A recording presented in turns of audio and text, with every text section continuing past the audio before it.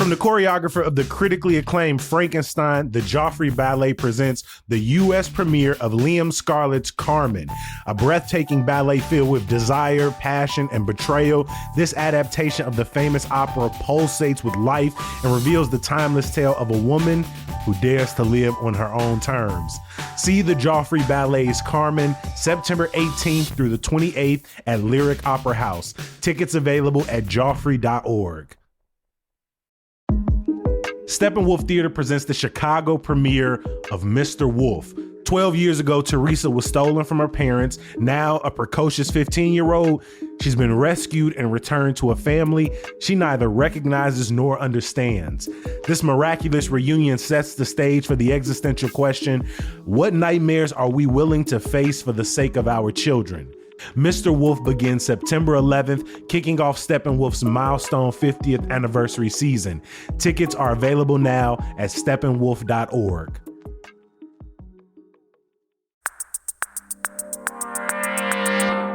Today on CityCast Chicago, Operation Midway Blitz is underway. Cook County has a new chief justice, and a delicious food truck festival is going down this weekend.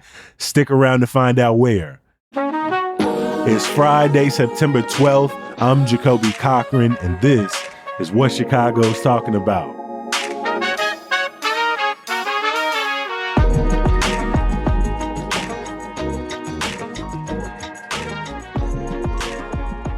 I'm joined today by WTTW's Joanna Hernandez. Welcome back to the podcast, my friend. Hi. So nice to be back. Always a good time. We've also got Injustice Watch's Kelly Garcia in the building. Kelly, welcome back. Yeah, thanks for having me. Let's jump right into the stories this week, my friends. The surge in federal immigration raids has officially started in Chicago and broader Illinois as the Department of Homeland Security launched Operation Midway Blitz. Joanna, you've been covering this very closely and even meeting with organizers across Chicago who are trying to keep neighbors together, to build coalitions as we push back against these terrorizing ICE operations. This isn't the first time that this happens in Chicago, but I think what's really interesting about this time around is just the power of the people. I think that this time around, people are really coming together and taking a stand. And honestly, a lot of my generation, right? Like my generation of I grew up with immigrant parents, and I think my generation is like, hold up, we have to protect our families and our community.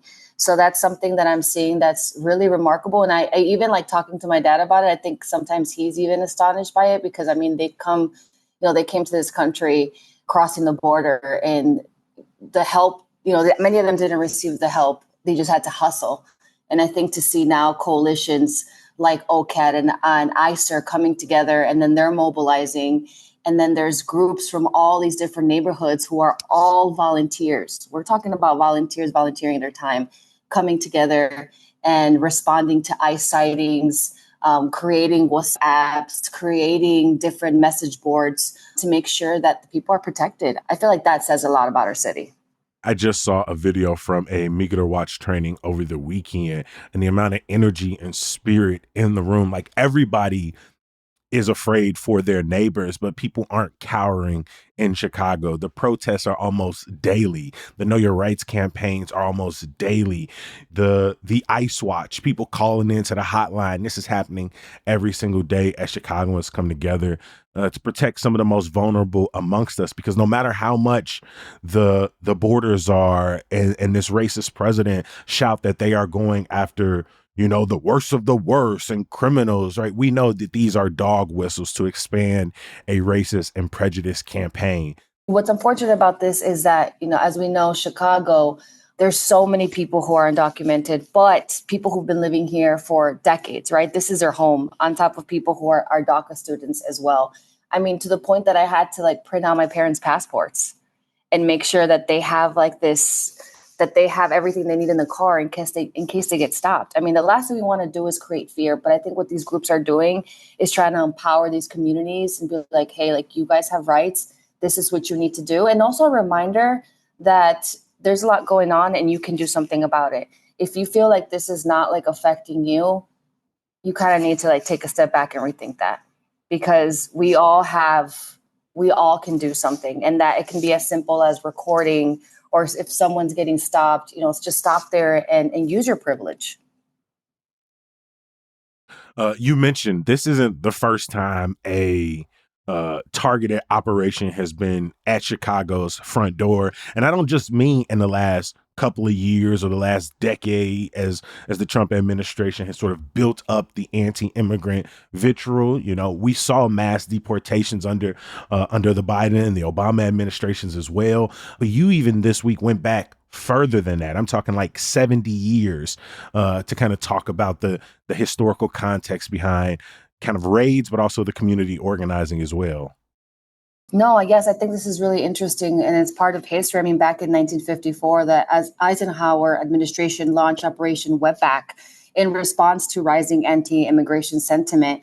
And this led to mass raids and racial profiling in cities like Chicago.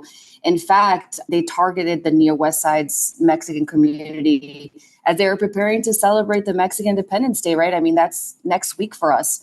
We know that they were detained in Cook County for about 2 days before they were deported. And this is people who were also citizens.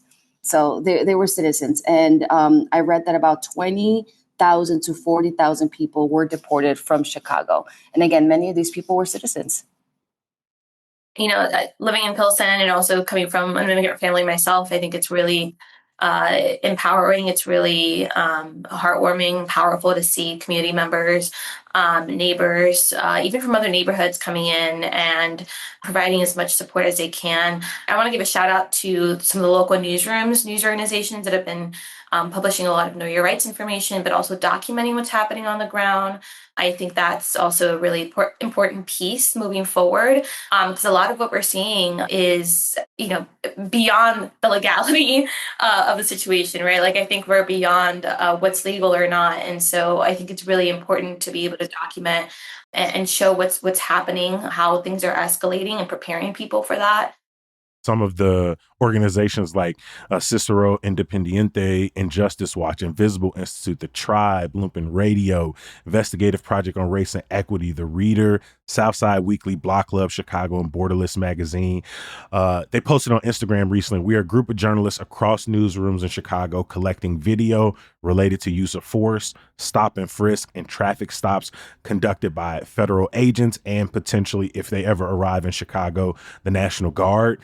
You can share videos at tinyurl.com/Chicago Journalist and contact them at chicagojournalist@protonmail.com.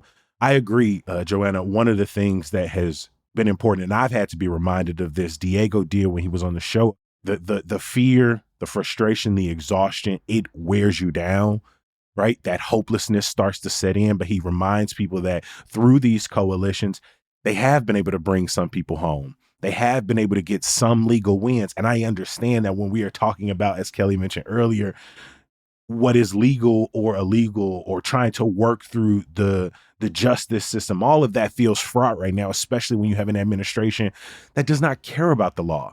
And so I think it's important for neighbors to remain vigilant. We're going to talk about how people are still finding ways to celebrate and come together ahead of Mexican Independence Day next week. But Kelly, first, I want to bring you in for a story you and your colleagues have been covering. Campaign season is in full swing as primary elections are at the top of 2026. But an early and pretty significant race took place this week in the city, and I'm not sure how many Chicagoans were tapped in. So, Kelly, what was going on the 17th floor of the Daily Center this week? Yeah, there was a secret election yesterday that Cook County voters could not participate in. My colleague Maya Digmasova was at the Daily Center yesterday covering the chief judge election. And yes, for the first time in 24 years, we have a new chief judge. Timothy Evans lost his ninth bid for the position, and Charles Beach, who has been on the bench for 8 years and was most recently in the law division, will be the new chief judge. So this is definitely a historic time.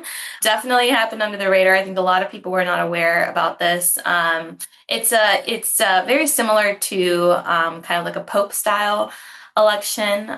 Even my colleague Maya, like she couldn't get into the room. Not they had a little conclave. Yeah, it's very similar though, right? Like you couldn't, and then she had restrictions on what she could take pictures of or not. So yeah, this is a historic time. This obviously affects the court system, but also the non-judicial functions of the court as well. The Juvenile Detention Center falls under the jurisdiction of the chief judge. So this has some pretty strong implications. I think we still have yet to see what exactly Charles Beach's policies will be, but it's certainly a new direction for the court. This individual is responsible for the assignments of nearly 400 judges in the county's court system. They've got a $368 million budget, 3,000 full-time employees across, like you said, adult and juvenile probation departments, the Juvenile Temporary Detention Center, the Public Guardian's Office, mediation programs, and so forth. And so I guess the best way to understand the roles and responsibilities and the impact is maybe to kind of look back at the legacy of Evans, who was the first Black person to hold this position, has served, as you said, for 20 plus years. And before that was an alderperson in Chicago. What are some things that changed under Evans? How did the office operate under his leadership? Well, what was interesting for Maya's piece is that a lot of the candidates, his opponents, were very, they came short of saying anything bad about him. And I think that actually says a lot about his tenure. Generally speaking, he was considered a more progressive leaning elected official. He did help pave the way towards pretrial fairness. He issued an order, I think back in 2017, directing judges to lower the bail rate to try to make it affordable for people so that they're not staying in jail just because they can't afford to. In many ways, I think Tim Evans was definitely a positive direction from where the court was before his time, right? I think for a long time, the reputation of the court was it's corrupted. There's a lot of, malfeasance and stuff like that. And so I think we didn't really see much of that under Evans. I think that doesn't mean that there wasn't scandal. That doesn't mean that there wasn't a lot of issues that he was pressed on. Again, I'll get into the Juvenile Detention Center, but that was something that I think was definitely not the brightest point of his career. Definitely a blight during his tenure. Yeah, absolutely. But even his opponents were saying, I think Evans kept the court running straight and narrow. But, he judged for 24 years. He was on the bench for over 30 years. So I think there was just an appetite for, a breath of fresh air.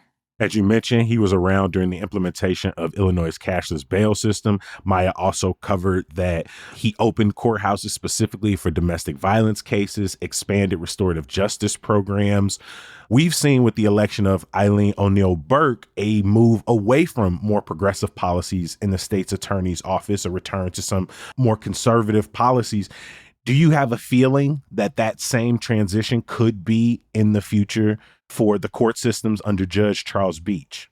I actually don't. So he served in the pretrial division.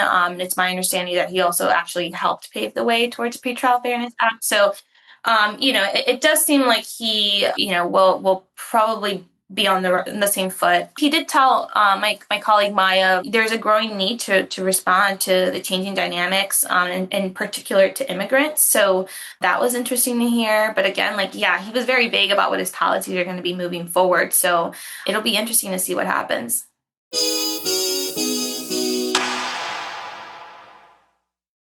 If you're looking for a new career, I want you to pause for a second. What exactly are you looking for? Maybe it's something that's flexible, that works on your time, something where you can use those people skills, your creativity to work with and connect others, something where you can make an impact. If the answer is yes, then maybe you should consider real estate. Realtors not only help people buy and sell homes, but navigate Chicago's rental market. They help people find the next great location to realize the small business dreams, which means you can help people find stability, put down roots, grow something in their neighborhoods. Plus, you get to set your own schedule, choose who you work with, explore different parts of the city. So if real estate is for you, here's how to get started.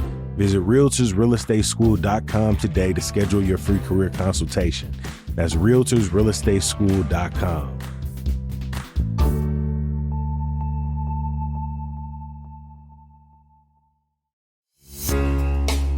September is Childhood Cancer Awareness Month, and kidney cancer is one of the most common types of childhood cancer.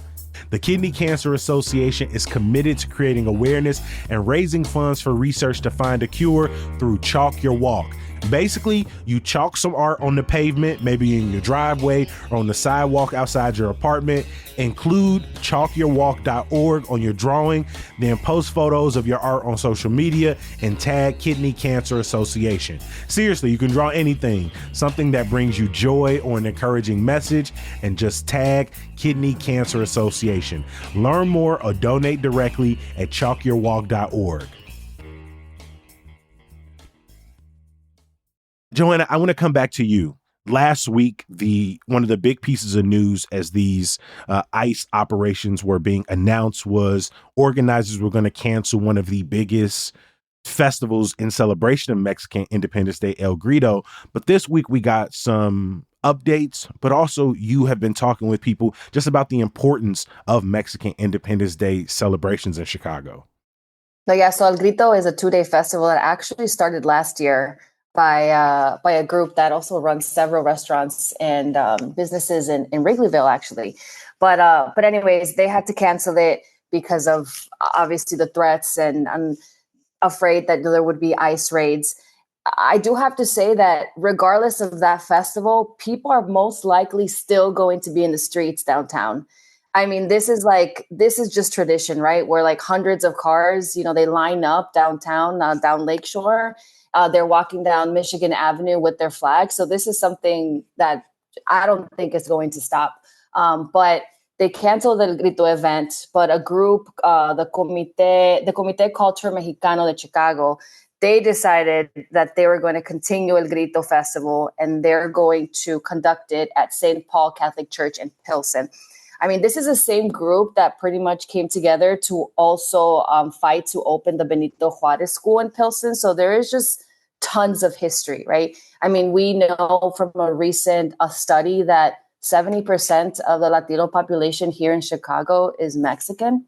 So this is something like very important to us. And of course, we know that Mexicans don't only live in Little Village and in Pilsen. I was born and raised in Rogers Park, and I can tell you that there is a lot of us out there. So we're all over the place, even in the suburbs. But I think the sentiment here is that it's so important to celebrate our culture because of the history that we've also had in Chicago. I mean, I just talked about Operation Wetback. But I didn't, like, my face reacted when you said that earlier on an official government document. Just no, it is insane to think about that there was an operation back in the 50s called Operation Wetback. And I can't even imagine what the people felt at that point. But I think like celebrating now is like, hey, we're taking a stand. I mean, even like the Little Village Mexican parade that takes place in Little Village, they're continuing. And that's also a huge parade. Thousands of people show up for that parade. So, I mean, what's going to happen that day? I don't really know. But they're taking a stand, and people are still showing up, and the parade's still going on. Between today and Tuesday, CPD, Illinois State Police, will start creating road closures around downtown. I believe the boundaries of Halsted to Lakeshore Drive and Division to 18th Street. So be prepared to see highway exits cut off, to see streets blocked off, to see those salt trucks and those garbage trucks likely on the streets. They kind of do some of this every year, and mugs still gonna do what they want to do and still have a good time. And so be safe, expect delays out there. But I do appreciate the bravery and moving forward with these celebrations, and not just moving forward with them, but like making sure that you are protecting as many community members as possible as you are involved in this celebration. All of the stories we are talking about with WTTW's Joanna Hernandez and Injustice Watch's Kelly Garcia can be found in our show notes. Kelly, you wrote a story recently looking at the superintendent of Chicago's youth jail, Leonard Dixon. He's been there for about a decade, but your investigation is wondering how involved has he been over the last few years? Leonard Dixon, superintendent of the Juvenile Detention Center, one of the largest juvenile detention centers in the country. We found records that raise questions about where he lives. Specifically, I found that he was registered to vote in Michigan. He has been since 1995. He actually was voting consistently since 2012 as an absentee voter, but he voted as recently as 2024 in Michigan. So that obviously raised a flag. I also found that he owns a property in a suburb of Detroit with his wife. And he actually claims a homestead exemption on the property, which basically, it's basically like a property tax break that homeowners can receive for their primary residence. So obviously that also raises a lot of questions about where exactly his primary residence is. He also has properties in Florida, and there was legal paperwork in which he signed, and he included the Michigan address while signing the paperwork. So obviously a lot of questions based on just the records alone that we reviewed, but also I spoke with 9 current and former employees of the detention center who all told me that over the last 10 years that he's been superintendent, they rarely see him. The chief judge, Tim Evans, made it very clear when he was hired, when he hired Dixon, and even as recently as August, that he expected Dixon to live in Cook County in the city of Chicago. The chief judge's office hired an outside law firm to investigate the questions related to where Mr. Dixon was living, and they concluded that he lives, quote unquote, in Illinois. That doesn't answer whether or not he lives in Cook County, so there are still some unanswered questions there. But yeah, this is obviously a concern, especially for advocates who have been raising alarms about issues at the facility affecting the kids there. That's what I was going to ask you, because I imagine there's somebody who's listening who goes, well, hey, I don't care where he lives. And, maybe those people you talk to they didn't work near him. And so he might have been there. I think I would judge him based on the conditions of detention center he's been running for the last decade. Kelly, can you speak to the state of the facility over the last 10 years under his leadership? Yeah, absolutely. I mean, honestly, almost right away, there were issues present at the facility when he started there, right? For years, advocates have been complaining about the use of punitive room confinement. That's a polite way of saying solitary confinement. They've also been complaining about the use of physical restraint on children at the facility. We've reported on the lack of special education services for kids with disabilities at the facility. Last year, there was a class action lawsuit filed by over 200 former detainees who said they were sexually abused while detained at the facility. And there was a good chunk in there that, had been detained under Dixon's leadership there. So, things are not fine, right? So I think that's a lot of the concern too, right? Is you have really pressing issues that again, the GTDC is not subject to FOIA. So this is also an issue of transparency.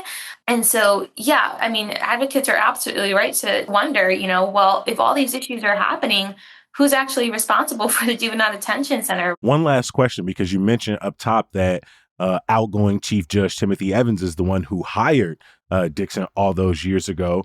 The new Chief Judge, Charles Beach, doesn't start till December 1st. Is it simply at the authority and behest of the Chief Judge whether or not Dixon keeps his job? Can they unilaterally remove him from his role? Yeah, the Chief Judge has full control over what happens to the superintendent. He can hire, fire Dixon at any time. And I actually think that's been a question on a lot of people's mind, is why Evans has kept Dixon around, right? Considering all these issues. People have outright told the Chief Judge to fire Dixon. And so honestly, it's not clear. Charles Beach has not said much about the Juvenile Detention Center. That is definitely something we're going to raise. I'm going to raise to him as well, but it's very possible that we could be seeing not just a change in a superintendent, but a change in leadership at the facility. Because a lot of people at the facility also started with Dixon. There's a lot of employees there who are his top staffers who also came from Michigan, where he used to work running the Wayne County Juvenile Detention Center. So this could honestly mean, a lot of things for the Juvenile Detention Center. And Evans in particular, I'll give him credit. The population at the facility has gone down during his tenure. He, has been pushing forward a plan to downsize the facility. It's going to be interesting to see if Charles Beach is going to move forward with that.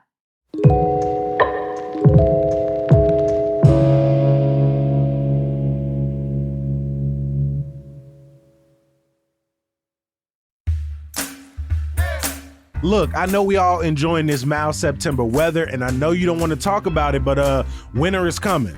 So if you're tired of putting plastic up on your windows every single year, then maybe you should think about getting them replaced. Window Nation has some of the best replacement windows out there. Top quality, energy efficient, and all at a reasonable price. With a lifetime warranty on all the windows, Window Nation can help keep your home protected far beyond the next season. So this time next year, you can rest easy knowing your windows are one less thing to worry about. And if you buy now, you can save big, because if you buy 2 windows, you gonna get 2 for free. But you better hurry. This sale ends September 30th. Schedule a fast free estimate now with the pros at Window Nation. Call 866-90-NATION or head to windownation.com. This episode is brought to you by Mubi, a global streaming service dedicated to elevating great cinema. On Mubi, stream beautiful hand-picked cinema anytime, anywhere. Right now, you can stream Vice is Broke, directed by author, producer, host, and chef Eddie Wong. The film follows the wild rise and fall of Vice from a scrappy Montreal alt-punk zine to a $5.7 billion media empire of the indie sleaze era, and ultimately its dramatic bankruptcy. It's a raw, unfiltered look at toxicity, capitalism, and what happens when the hype finally dies down. You can watch Vice is Broke and so much more exclusively on Mubi. And the best part, you can try it free for 30 days. Just head to Mubi.com/CityCast25. That's Mubi, MUBI.com/CityCast25.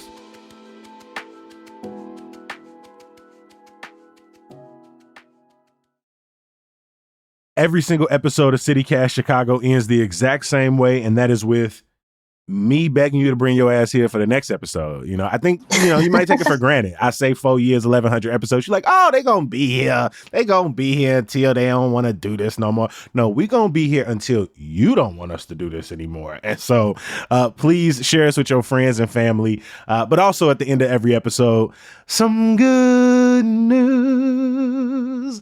Joanna, I want to bring you in here and start us off, because your good news is also directly related to why we ain't had you on in a little bit. I'm a mommy. I'm a mamacita. I'm a mommy. I'm a mamacita. I kept telling myself that. I am a new mommy, and it is wild. Okay. Being a mom is crazy and beautiful and intense at the same time. Let me tell you that. Congratulations. Yes. Thank you. Thank you. She is 4 months. She is such a little happy, little chunky. She's so chunky and she's so cute. And she makes all the late nights and no sleep worth it. Shout out to all the moms, because I hear you, I feel you, I see you, because being a mama it's a job, and it is a full-time job on top of your other jobs. So shout out to all the mamas, because they made us too. It's Mother's Day every day around these parts. Kelly, over to you. What is your good news for CityCast Chicago listeners today? So I'm a foodie, and one of my favorite restaurants in Chicago, and I don't say that lightly, I genuinely think they have some of the best food in the city. Garifuna Flava. It's on 63rd, off 63rd and Ashland. Taste of Belize, Caribbean jerk food. I'm telling you right now, it's like some of the best jerk food I've ever had. They just reopened. They were closed for honestly almost a year. And you know how it is with like restaurants, like if they, renovate, they go a long time without opening. There's always a worry that they're not going to be the same when they come back. It's honestly even better. So definitely recommend checking them out. I went like the day they opened. So, I'm very happy that they're back. Can you spell the name for me? Garifuna, Garifuna, Flava. Flava. I haven't had good jerk food since New York. Where you been? What you mean you ain't since New York? I know. About, I haven't. Well, you got to give me where to go, Jacoby, because I have not. I'm telling you, I would always get really good jerk food in New York, and there would be these guys cooking in the side of the road, and it was the best jerk food I've had. Jamaican Jerk Villa on 79th, Uncle Joe's. Okay. I know people be split on Uncle Joe's, but but I like it. Ja Grill. And they got these, I think, jerk honey wings. Okay.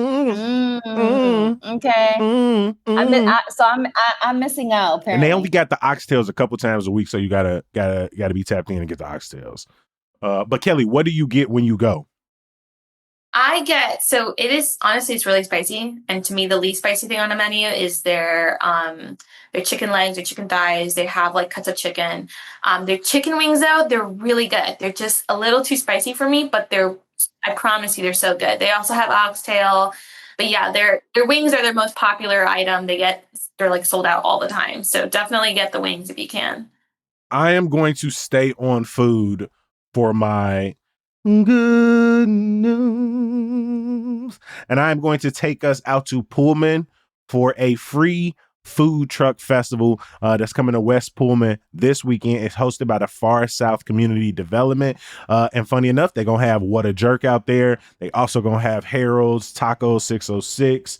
And it's going to cross from the Morgan Commons Development right 115th and Halsted. And so I've gone down to Pullman for the Taste of Chicago Neighborhood Edition. And so I'm really excited for this food truck festival. I want to give a huge thank you to our guests today. Again, visit our show notes to read all of their amazing reporting. From WTTW, Joanna Hernandez, we appreciate you joining us today, my friend. No, thank you for having me on. And from Injustice Watch, Kelly Garcia. Yeah, thank you for having me again. It's always a pleasure. Before we get out of here, please join me in thanking the people who make CityCast Chicago and Hey Chicago possible week after week. And that includes executive producer Simone Alicea, our producer Michelle Navarro, our Hey Chicago newsletter editor Emmy Mack, our social media manager is Rick Homuth. The music we all love is from my homie Sam Thousand, all the kimonos, and Mark Greenberg from the Mayfair Workshop. Hey, if you enjoy this show, please continue to share us with your friends and family. As of right now, I'm going to be back bright and early on Monday. I'll talk to you then. Peace.